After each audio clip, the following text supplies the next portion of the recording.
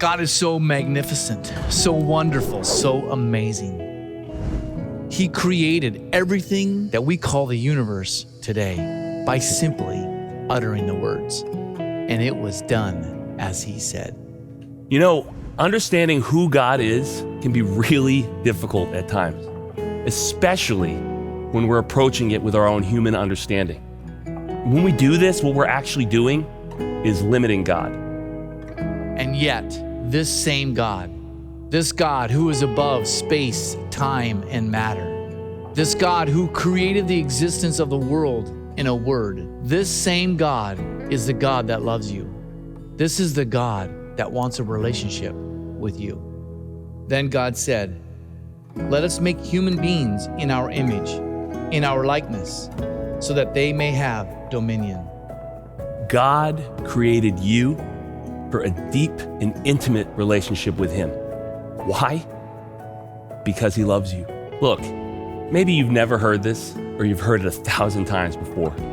God loves you. It doesn't matter how far you have tried to run from God. He loves you.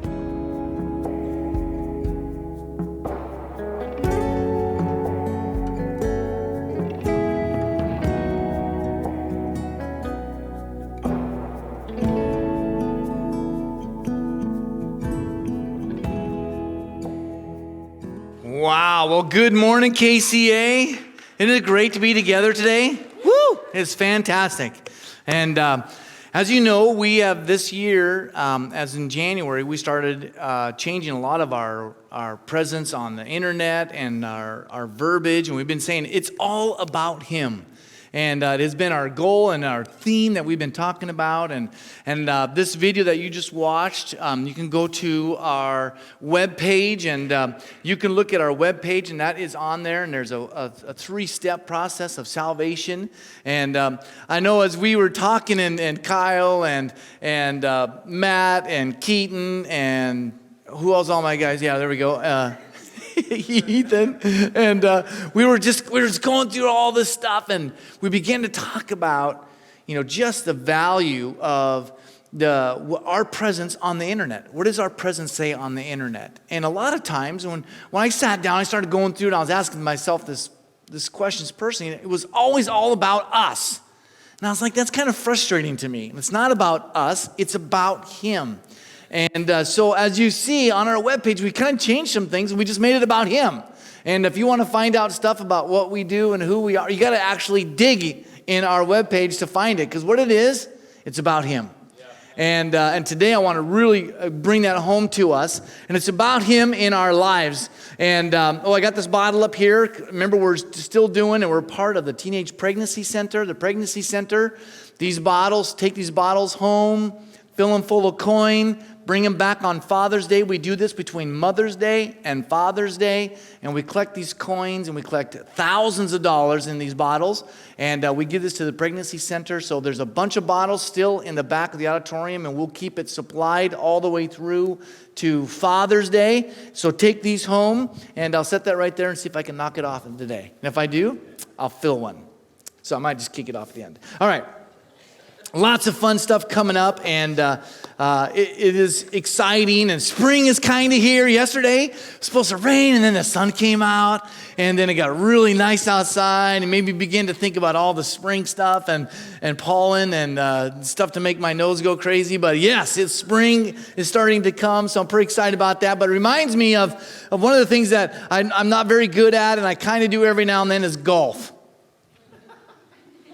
I don't know how many of you golf. I don't golf. All right, so I do top golf. That's a lot different, because when I'm golfing, my problem is I'll hit that ball, and then I go on a hunting program. And usually I've crossed a couple fairgrounds. I've hit another person's cart before. I've done things where if there's water, it's a magnet to me. It's like I stare at that water and go, I'm not going to hit it, and I stare at it, and then bloop. There goes my ball. I mean, I do not do golf, so I do top golf. Because top golf, I don't have to go get it. Bloop, another one comes right out in front of me, and I'm ready to go. And I go over there, and I can eat my little goodie, and then I come back, and there's another ball. I don't have to go try to find that mysterious, impossible little thing. I've even got the balls that weren't white. I got the ones that were fluorescent green or orange, so you could see them. They just there it is. I can see it a mile away. I can still lose it. Because it's about golf. And see, the thing is when you look up and you understand golf, you drive a ball. All right? So to me, this is a foreign concept. I can't drive a ball. The technique. You can see when I get up to the ball, I can do all the technique stuff. I can get my feet right. I can hold my fingers like this, and I can hold the club just right. I can look at it. I can feel the swing and whack, and then the ball goes that way, or this way. And then every now and then, right where I wanted it to go. Feels the same. I don't know what the difference is. But when you want to drive a ball, one of the things you need to do is you need to be able in golf to control your drive, to control how you hit it. And when you control it, it is amazing what some of these guys can do. Not talking about Matt. Yes, I am. That guy can drive. Man, you can drive a ball like crazy. It's amazing to me. You see, when you look up the word drive in a dictionary, you'll find that it says to guide or to control or to direct. And when you drive something, you control it. Some of you need to learn how to control your car when you're driving it. I've seen you on the road. You need to control, right? When we want to drive something, we control it. When you drive a nail, you control that nail. You control that hammer. If you don't, what do? You bend your nail. But when you do, you drive that nail.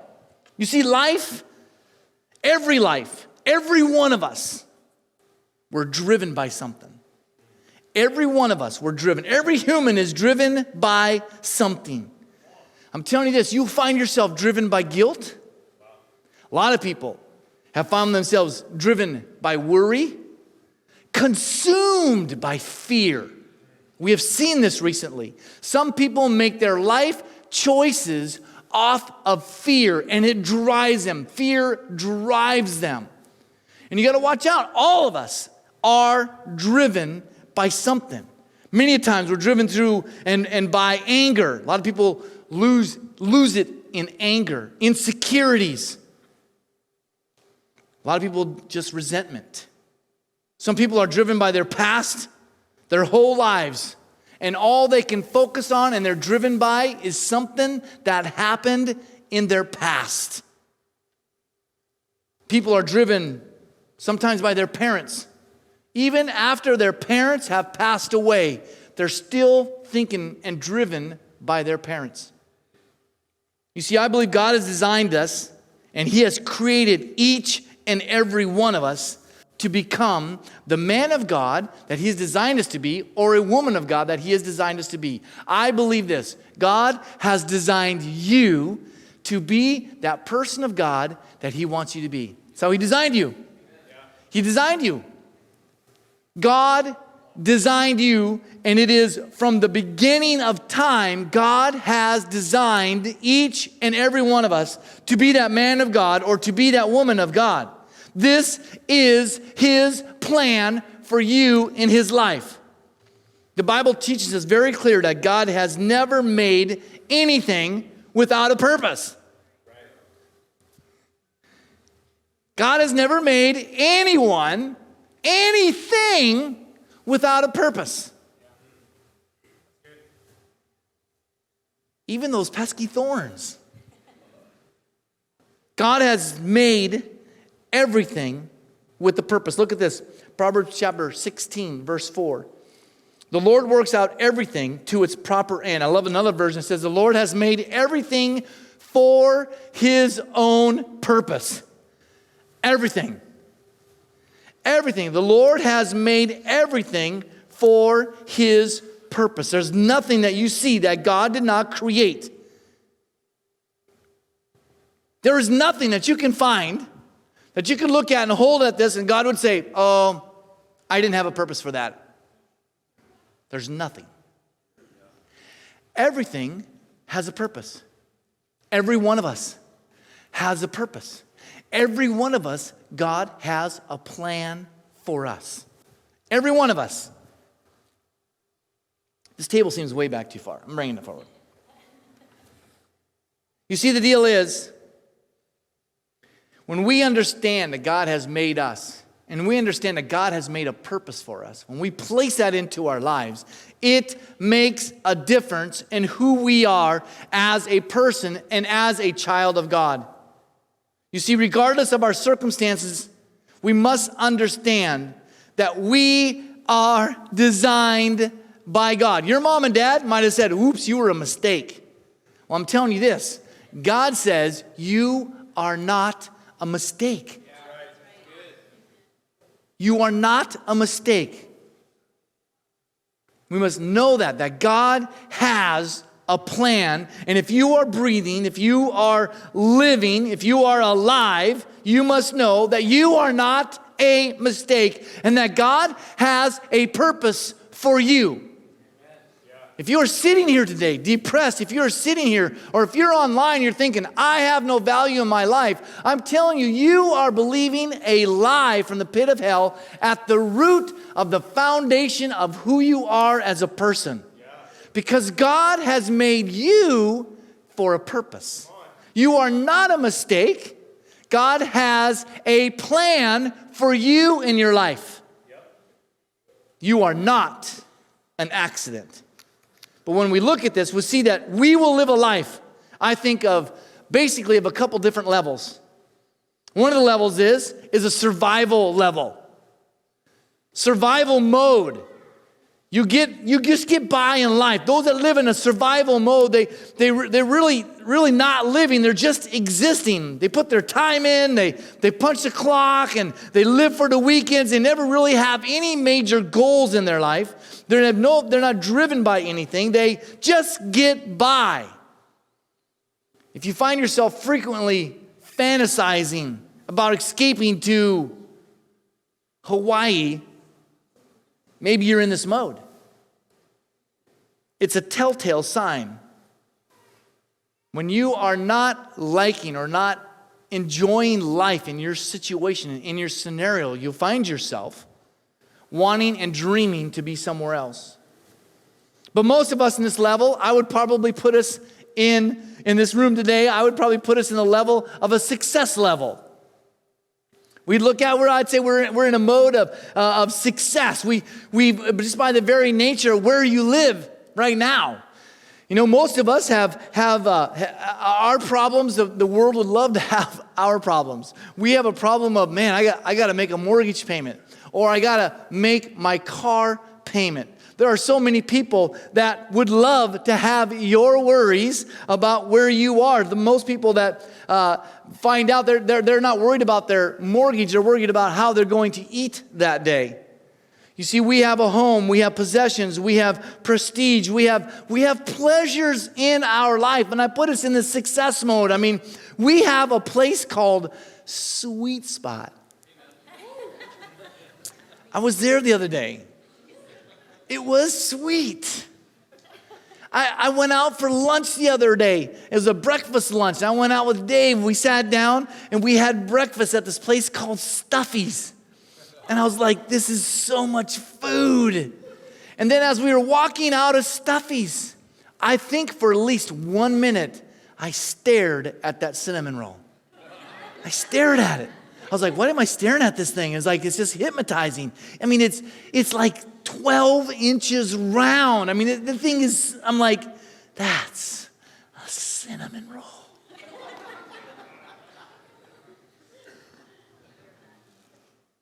You see, most of us are in the success level. We have pleasures. We have things in our life. We have successes. And a lot of people, you know, we see who we are and we're in this level of success, and we find ourselves still at the point where we're feeling empty. We feel like there's a hole in our life, or like we're not quite, but we're successful. We can produce things. We work. We're great at our job, and we still find ourselves empty. You see, the deal is success never ultimately satisfies. It never truly satisfies. You see, when you find yourself in a mode where you're just survival, it's all you can think about is survival. When you find yourself in that mode, you cannot and you will not find yourself in success. When you have no value for your life, when you have no fulfillment in your life, when you have no God in your life, you cannot find something that will satisfy you on the inside. When you are successful and you are very wealthy, I know lots of people who are very wealthy, and you will still find yourself empty. There are people that I know that are very, very wealthy and are very, very empty because they know success does not satisfy. Success does not bring complete significance. You see, it takes more than success to satisfy you. You can read, man, just go type in self-help book on the internet. Go to Amazon and see what in the world, you could read all of them. You can find success and you'll find motivation in the books. But I'm telling you this, it'll bring you, and it will not bring you to an ultimate significance. It will not bring you to satisfaction in who you are, because you have to go to an ultimate level of life, which is a life of significance. And this is where I want to take us today. Significance is when you know why you are here on earth. That becomes significance. The world wants to drive you to success, not fulfillment. The world wants to drive you to success and to materialism, not to knowing who you are in Christ Jesus. The world strives for success. And today I want to take us to another level, a level of significance. That's what this series is all about. This is what we do. It's kind of a weird title. I had some other fun titles, but Kyle wouldn't let me say it out loud.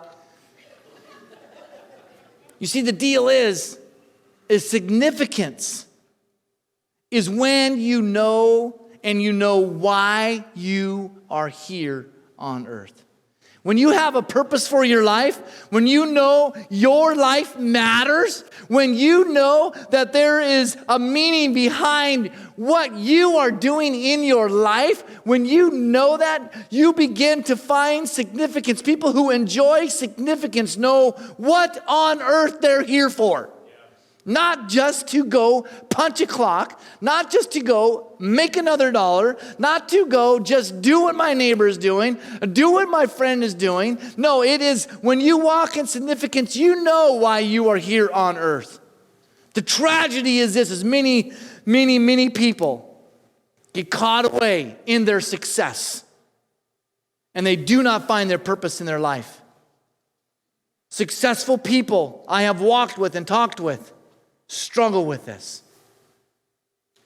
Remember this, Proverbs 16:4. The Lord has made everything for his own purpose.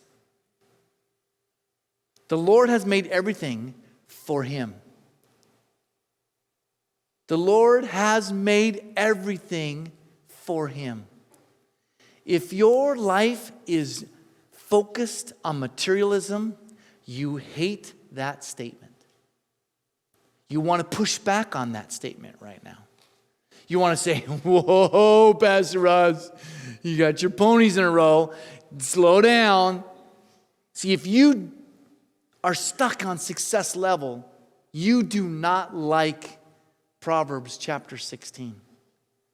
Because everything is made for his purpose, not yours. What do? I like me, myself, and I. and I want it for my purpose. But when we see what we are on this earth for, we must first of all come to this understanding that He has made everything for Him. Right. And if you are stuck in a level or are in materialism or in the level of success, you will push back on that. You see, the thing about this is when you are going through life and you're in success and you don't fulfill your purpose, I promise you this. I promise you frustration. Because you're not fulfilled. You're empty. You know, I've met with businessmen in this community, and I've met with a really close friend, and he said at first in his life it was about that. And then he began to turn everything over to the Lord in his life and his business. And his testimony is amazing. And if you're a struggling businessman or you're struggling with that, I promise you this man is sitting in this room and he would love to talk with you today. Just ask me afterwards, I promise you. You see, you can have everything, but if you don't have that foundation, I promise you this, you will find emptiness, and in the middle of emptiness, you will not have peace. And when you do not have peace, you have frustration. You have frustration. See, if you don't know your overall direction in your life, daily decisions become very, very difficult. Daily decisions become very, very difficult because you have no basis at all for making your decisions. And you just make your decisions haphazardly. It reminds me of the great theologian Alice in Alice in Wonderland. You know what she said? She said, hey, if you don't know where you're going, every road will take you there. And if you don't know where you're going, you don't know who you are, you will find yourself in great, great frustration. Because there are so many decisions out there today. So many decisions in our life. If you don't know who you are, you don't know what we would call as true north, which we're going into September. If you don't know what true north is, then every day-to-day decision becomes extremely difficult. If you know your true north, you know what's right. You know that God has a plan for you. You know, and you've placed that into your life and your beliefs and who you are. When it comes time to make a decision, you simply ask yourself the question, will this keep me headed north? And if it does, you do it. If it doesn't, you don't. You see, you have an overreaching direction in your life when you know who you are, when you know what you believe and why you believe it, and you've placed it into your life. You know true north. When you know which direction you're going, then it only comes down to discipline. Because I believe this so many times. We know what's right. We know what's wrong. The real critical issue is choosing to do what's right. That's the critical decision. See, look at this. James chapter 1, verses 2 through 8. If you have your Bibles, open up with me. If you don't, you can always open up the app and the notes. I have the notes right there, and you can fill in the notes and write little notes on that. But look at James chapter 1, starting with verse 2. Consider pure joy, my brothers and sisters, whenever you face trials of many kinds, because you know that the testing of your faith produces perseverance. Let perseverance finish its work so that you may be mature and complete, not lacking anything.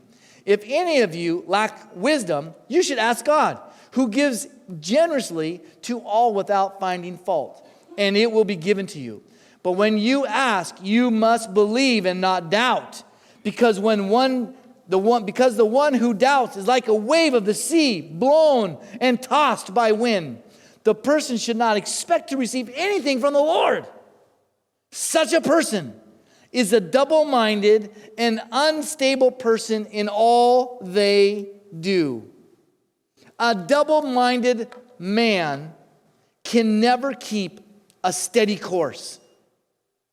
He's saying that, what he's saying here is that he's trying to live without, when you're trying to live without understanding your true north, your purpose, when you try to walk through life and you don't have a compass, it becomes very frustrating and you will do circles in life. I remember one time I was out like 37 miles straight out in the Pacific Ocean off from Nia Bay. And we were out there with the men's group and we were fishing halibut. And we were out there and I'm telling you what, I looked up and I saw this cloud bank of fog. It was like one of my first times I'd ever been out there. I was like, oh, cool. Look at that fog on the ocean. Here it is, that's kind of cool. And then the fog got closer, and pretty soon it was on the boat, and pretty soon you could hardly see across the boat. Now, I think I was about 27 miles in the ocean. You know how thankful I was that we had a compass? How thankful I was that we had this thing called GPS. We drove back in towards the ocean, or towards home. We had caught our fish, of course, we got to say that. We caught our fish, and we were headed back to Nia Bay. And there's this little place called Tatoosh Island, which is a rock in the mouth of the Columbia River, which has other little rocks that are pretty shallow, and they make monster waves, which is so much fun when you're in a little boat. And when there's these shallow rocks here and there's this cliff sticking out of the water here and you got to go between them and you cannot see. You cannot see and you're trying to figure out your tomorrow and you're trying to navigate your life and you don't even know who you are or what you believe. I'm telling you this, you're in monster trouble. You will be scared out of your boots. I mean, we had GPS, we had everything, and we were watching our line and we couldn't see the rocks. I'm telling you, there was a cliff no more than 20 yards that way and monster rocks about over there. And we went through with confidence. You see, when you have storms in your life, you have situations, when you are walking around in the fog, you need to know who you are. See, God has designed you for a purpose. And when you live in that purpose, you will find amazing significance in your life. That's right. You will find it. You will know it. And amongst all the circumstances, no matter how many rocks, how many cliffs you have on all sides of your life, and the waves are going crazy and you can't see, you will find confidence knowing who you are because you have a purpose in your life. That's us. That is us. You see, knowing what you believe in your life will decrease frustration. It'll give you peace. When you know and you have this purpose, you understand who you are, it gives you peace. It gives you peace. It lowers your frustration. And when you believe and you know who you are, it decreases frustration. But I'm telling you this, one of the most difficult things is to be motivated to do what's right. How many of you guys like to do what's right? Oh yeah, we could all raise our hands. How many of you guys have a hard time doing it? We could all raise our hands again. Yes, we do. Why? Are we motivated? What motivates you? What motivates you? Maybe as a Christian, you've been in church your whole life, right, Matt? Like you're taking this morning, your whole life, you sang songs, you were in message. I mean, you have been in church your whole life, and you find yourself not motivated today. Right now, you're not motivated in your faith. You're not motivated in who you are as a child of God. You see, what happens is when you understand who you are and God has a purpose for you, it gives you motivation. And that motivation pushes back on frustration. When you are motivated to do something and you begin to do it, I'm telling you what, there's great things that begin to happen. My wife was working on the fence or the railing yesterday, and she began to talk about how this looks awesome. I was like, yeah, it does look awesome. She goes, you know, there's going to be a lot of people that's going to be here in a week and a half. I was immediately motivated to fix it. I got this big railing. It's been sitting there all winter long. I haven't touched it. She motivated me. You see, when we want to do something, when we understand something needs to happen in our life, it motivates us. I remember when Kyle and I were on top of a roof, we were helping some people out. And I'm telling you what, we were putting this roof down, and we look up, and there's a rainstorm coming. We quit talking. And we started working. We were motivated. You see, the thing is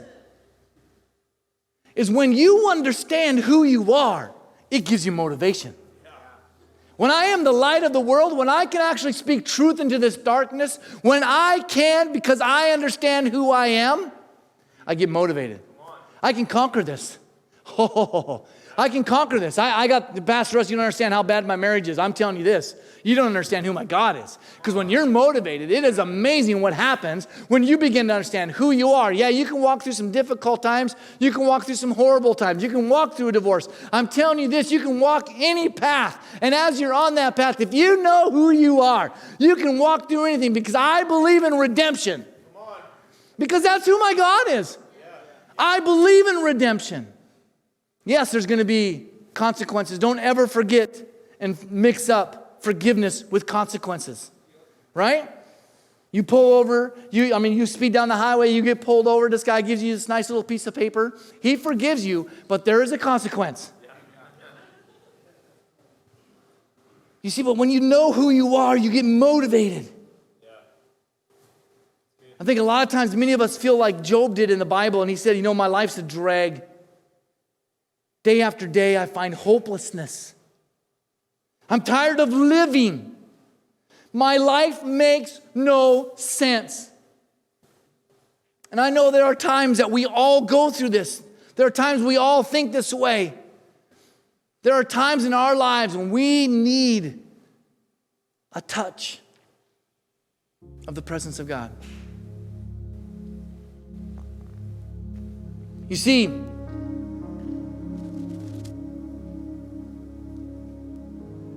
when we understand that God has a plan for you, when we understand that each and every one of us, that we are not an accident. We're not just here to wander around. We're not just here to feel pain. We're not just here to walk around in anger. No, we were not designed that way.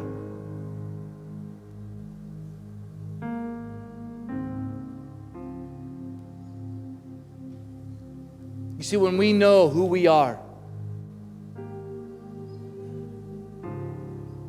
it makes a difference, not only in your life, but every life around you. Here at KCA, we believe this.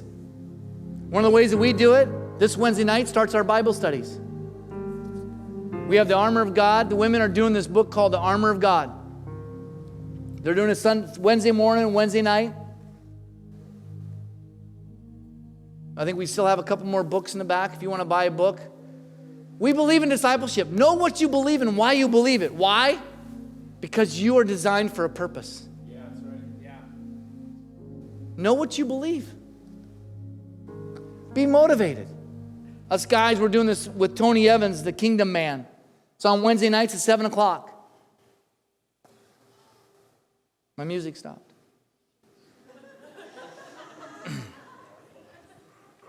You see, men, we need to be the men of God that God has designed us to be. Because when we are the men of God that God has designed us to be, that family of yours,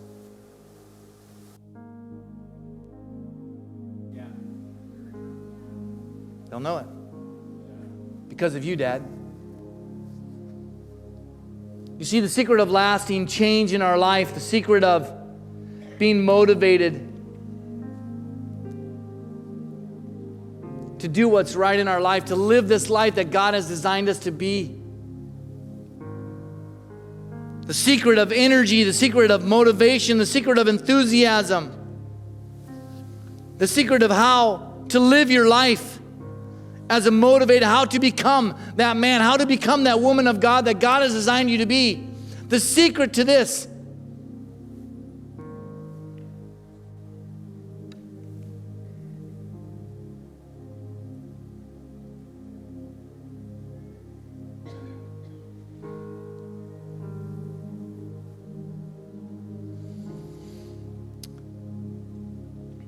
I just feel with many of us, there's some here today that are really struggling.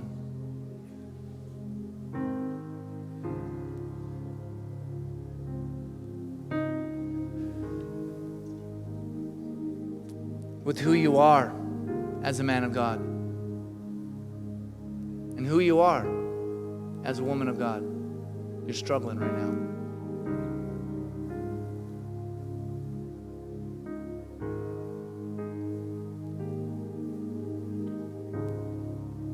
You see, you have a choice. You can wake up in the morning and say, "Good morning, Lord." Or you can wake up in the morning and say, "Good Lord, it's morning." And there is a massive difference.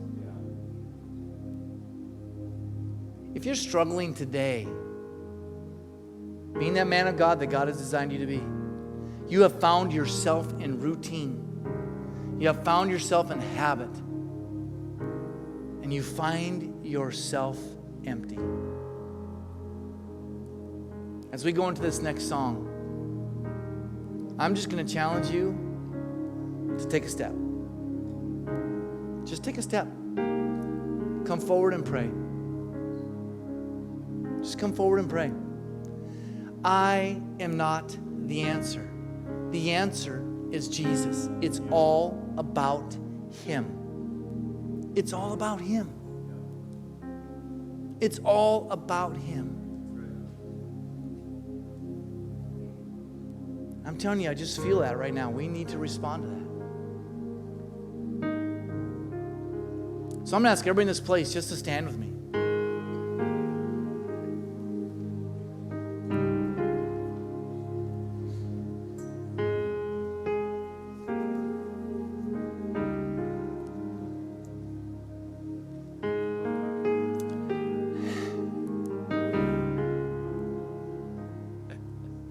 I've been here for 10 years. I've never done this.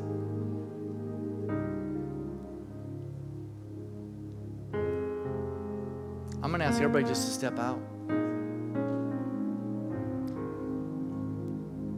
going to ask you just to step out of your pews. As we sing this song, I'm just going to ask you to come forward.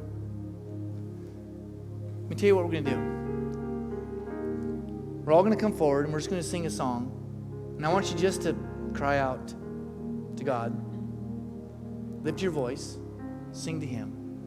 Pastor Kyle's going to come up. He's going to read the blessing. Matt has already been prepared for this. I just saw the order of service. He has 3-4 extra songs. If you need to go, feel free. But I'm going to ask you just to take at least the first song and just say in your life, Lord, it's all about you in my life. All I want is more of you. All I want is more of you. And then from there, just let God speak to you. Just let God speak to you. And if you find yourself empty right now, let Him fulfill you. Let Him fill you. It's because of Him. He made you with purpose. So I'm going to ask you to do this. I'm going to ask everybody just to step out. Just come on, just flood this whole front. And as we do, Matt's just going to take us into our song. But I'm going to ask everybody from the deepest back, from up top in the balcony. I'm going to ask the balcony just to empty it. Just empty the balcony. Just I don't know what's happening, but I'm telling you this. I want you just to flood on down here. Come on. I've never done this before, so I probably will never do it again. But I want you to know this. Some of you are coming down here and you're like, "Oh, Pastor Russ, this is whatever." And it is whatever. But for some other people, they see you move forward. and they're able to move forward themselves. Yeah, that's right. And it's not about you, Yep. it's about Him. Yes, Jesus. Thank you. Come on. Understand that it's not about you, it's about Him. Yes. We are doing this action today, not for us, but for others. As we go into this, my only request is that you say, Lord, I want more of you in my life. Just say, I want more of you in my life. He is the answer.